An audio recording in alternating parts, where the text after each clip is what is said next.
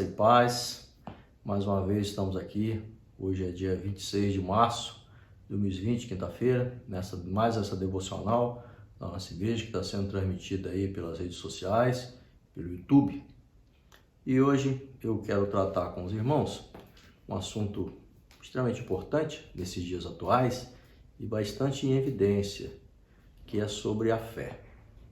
Eu quero tratar sobre a fé, sobre o inimigo da nossa fé e como derrotar esse inimigo da nossa fé.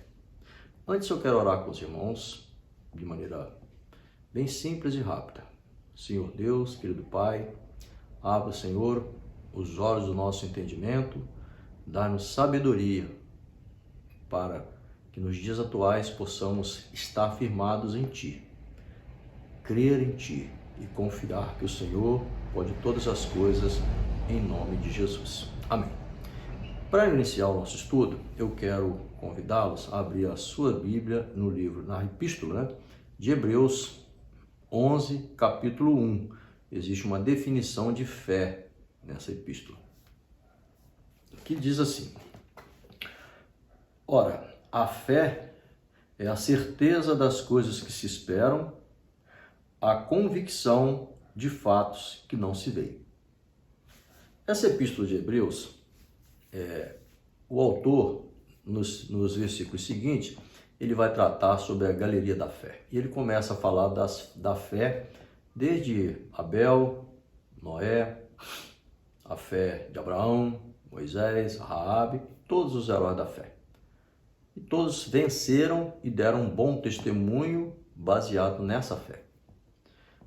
Então, essa é a fé que nós professamos, é a mesma fé que esses irmãos do Antigo Testamento também professaram. Só que a fé, nós temos que ter algumas ações. A fé nos leva a algumas ações.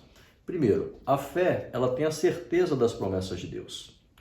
A fé é confiante no poder de Deus. A fé percebe os desígnios de Deus. A fé age segundo as promessas de Deus. A fé considera Cristo acima de tudo. E a fé vence as maiores desvantagens e os grandes desafios. Essa é a fé, então, que nós professamos, é a fé que nós confiamos. Agora, o que não é fé? A fé não é a certeza do que é desconhecido, mas é a certeza do que é invisível. Invisível porque ainda não aconteceram, ou porque nós ainda não alcançamos. A fé, ela não é um pensamento positivo, a fé não é uma crendice. A fé, ela tem Deus como seu objeto e a palavra de Deus como seu fundamento. Não podemos lançar outro fundamento, porque nós estamos alicerçados na palavra de Deus. Nós que somos de Deus, permanecemos na fé.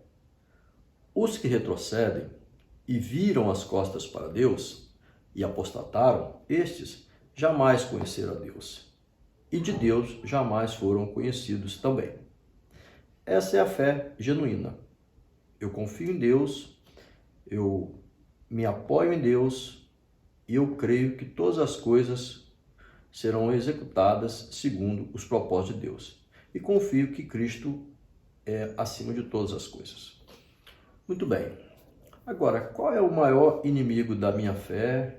Qual é o maior inimigo da sua fé? Qual é o maior inimigo da nossa fé? O maior inimigo da nossa fé é o medo. Por quê? O medo, ele gera dúvidas, questiona se estamos no caminho certo. O medo gera ansiedade.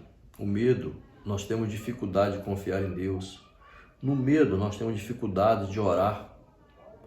E por fim, o medo, ele acaba nos paralisando e entramos em pânico.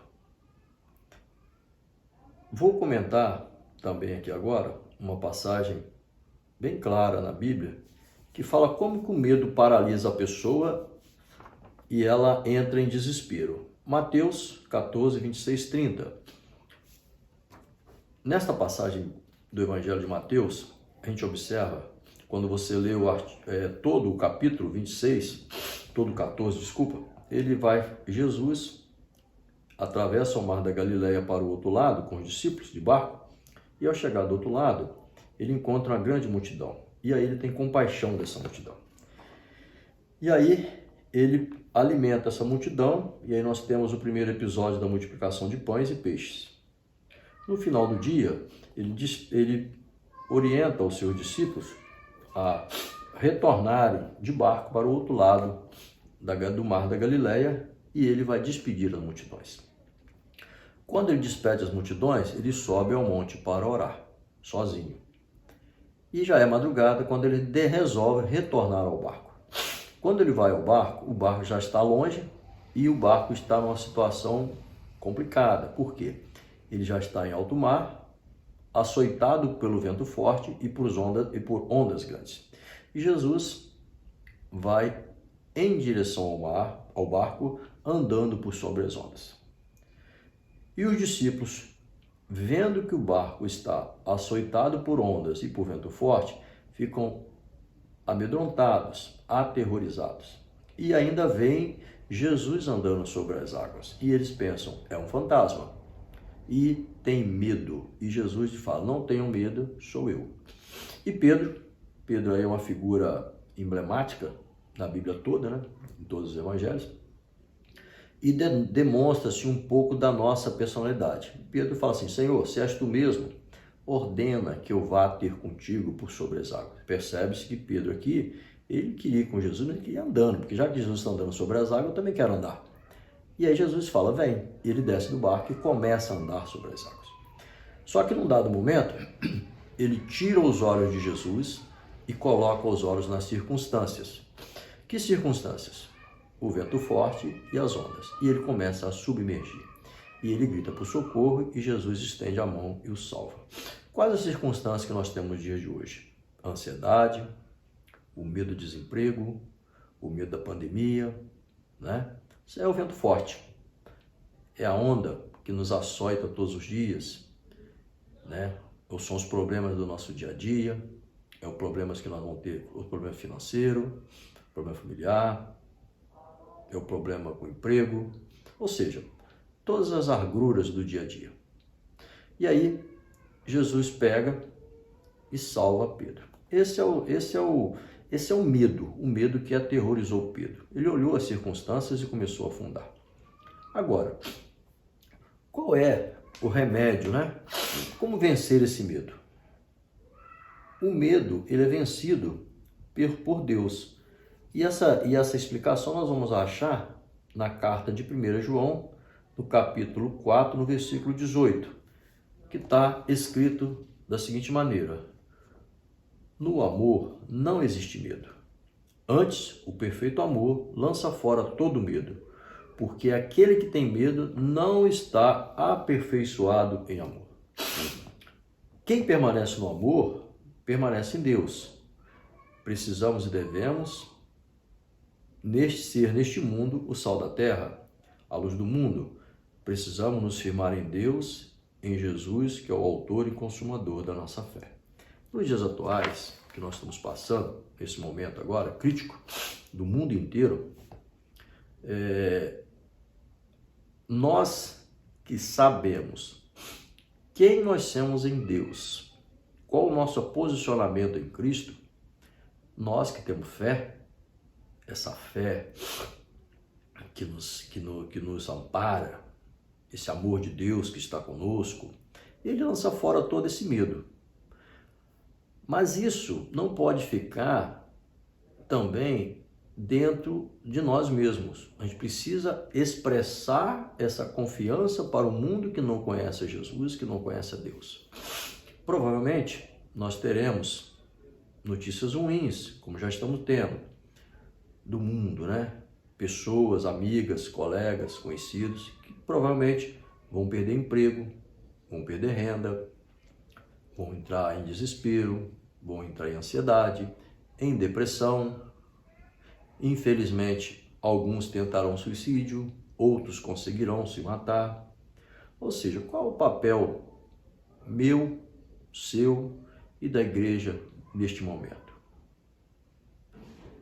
né? Esse é o papel nosso, como de Jesus. Não se acende uma lamparina e coloca debaixo da mesa. Você coloca no alto, que é para iluminar a todos. A nossa palavra para o desesperado. Qual é o nosso testemunho para os necessitados? Qual é o nosso testemunho para o nosso vizinho, para o nosso parente que não conhece a Cristo, para o nosso amigo de trabalho que não conhece a Cristo, que não conhece a verdade, né? Que a verdade liberta. Mas qual é a verdade? A verdade é Cristo. Você anda na verdade? Você crê na verdade? Você caminha na verdade? Isso é importante. Não só conhecer, permanecer na verdade e caminhar nessa verdade. Então é isso. É a nossa devocional para hoje. Pense nisso. O seu prédio onde você mora, todos conhecem Jesus? Todos têm confiança em Deus? Ou estão desesperados? Ou estão apavorados? Nós precisamos ser testemunho. Precisamos manter a nossa calma e confiar em Deus. Esse é o papel meu, é o papel nosso, é o papel da igreja, é o papel dos nascidos em Cristo. Então, meu irmão, eu quero orar contigo nesta manhã para que Deus nos fortaleça, para que Deus nos ilumine, que o Espírito Santo de Deus, que habita em todo nascido de Cristo, em Cristo, possa dar esse testemunho. Senhor Deus, querido Pai, nesta manhã, Senhor, reunidos em torno da Tua Palavra, mesmo que de maneira distante, mas unidos em fé, abre, Senhor, o nosso entendimento, dá-nos ousadia, sabedoria, para que possamos testemunhar do Senhor para os perdidos e para aqueles que, embora estejam nas nossas igrejas, ainda não te conhecem profundamente. Ainda têm dificuldade, ó Deus, de entender quem Ele é em Cristo. Qual a minha posição em Deus? Abre o nosso entendimento, dá-nos sabedoria, dá-nos entendimento da Tua Palavra. Dá-nos, ó Deus, a paz, a tranquilidade e a confiança que dias melhores virão, que o Senhor é o nosso Deus, que as Tuas misericórdias duram para sempre e que dias melhores sempre virão. Em nome de Jesus. Amém.